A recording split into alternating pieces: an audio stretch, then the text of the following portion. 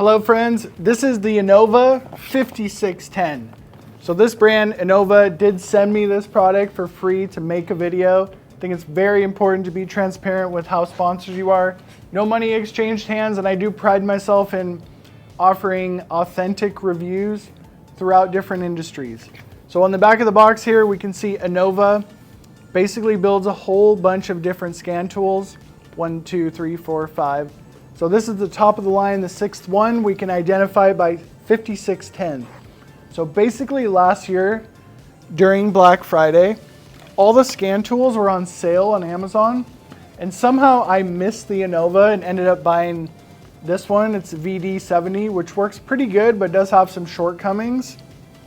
So the reason I bought the VD70, this one, is because it has 3 years of software.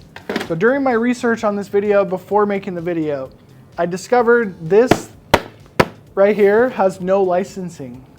So basically every single scanner on Amazon, they can be super powerful and amazing, but you have to buy the software every 1 year, every 2 year, and the VD70 is 3 years, and the Innova's zero charge on the licensing. We'll see if that comes with some limitations. Very disappointing. Some of the scan tools I bought off Amazon were unable to program TPMS sensors, and that was the main reason that I was buying a high-level scan tool.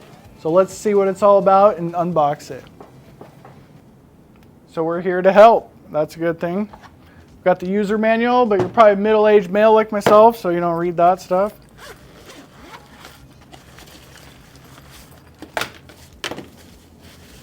So here it is. Please peel off protective sheet, download the free app, Repair Solutions app. So it's a pretty compact scanner, which is kind of a good thing. So there's an app that goes along with it, which seems pretty cool. I wonder how we turn it on.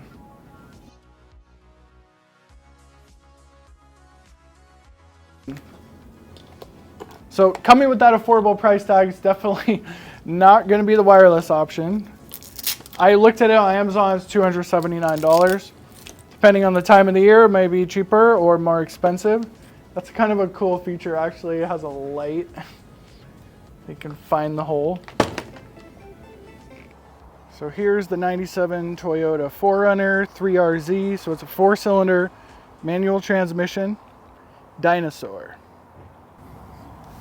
So because this car is so old, it's not going to read the VIN number. In about 2005-ish, when it comes to Toyotas, did they start reading the VIN number. So download Repair Solutions, we're going to skip that. So it's not touchscreen, these are physical buttons.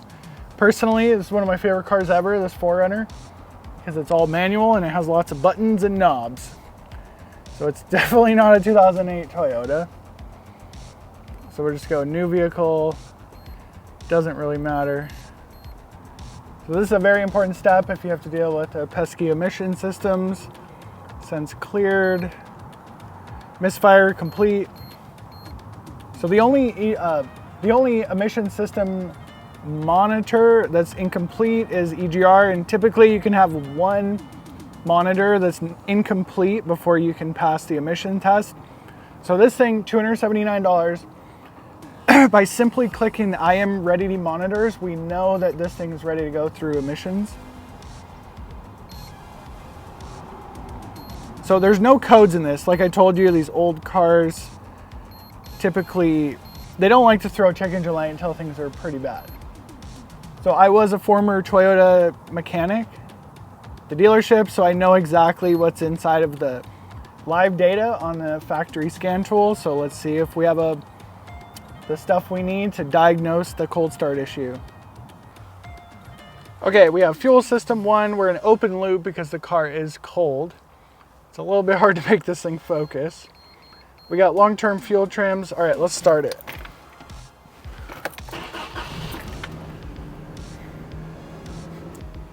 So we got long-term fuel trim is 6%. Which is completely acceptable. Anything to about 10 on an older car is fine. 84 degrees for the coolant temp sensor. Spark Advance. So the Spark Advance is a very powerful thing to know how the car is running. So we give it some gas and it should change.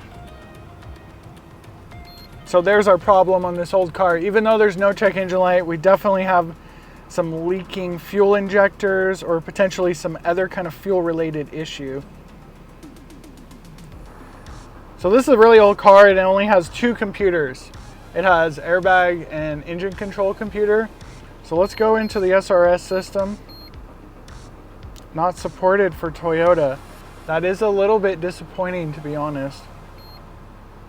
So we're going to all module scan. So there's only 2 in this car, so. Okay, so we're gonna change the tool setting. We need to put this to metric because I only know how to read the mass airflow sensor in grams a second. We're trying to determine whether we have a leaking fuel injector or we have a problem with the mass airflow sensor. So we're gonna turn the AC off. And it should be idling about 750 RPM, so it's at 800. Come on, go, there it goes. Okay, so we want it idling about 750 RPMs, which is good enough.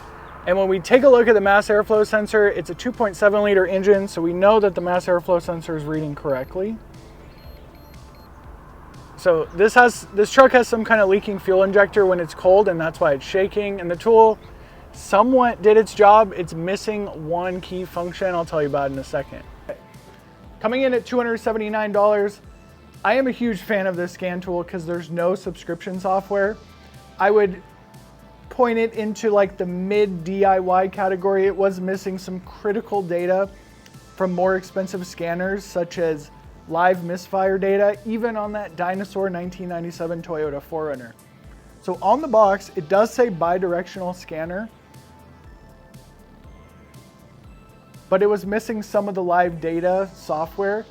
But overall, it's pretty good if you're like a mid-level DIY tech. I really like the fact that it's buttons. If you're kind of a dinosaur like me and like buttons and knobs, like everything is manual, it's not touch screen. Okay, so I'm gonna post this video because I was super late, but I was reading the box.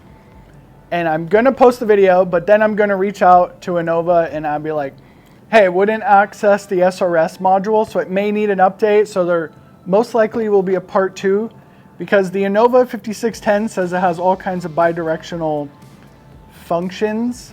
Sometimes you can like turn stuff on and off that can be super useful for the higher level diagnostic DIY kind of stuff. But this is part 1 of the video.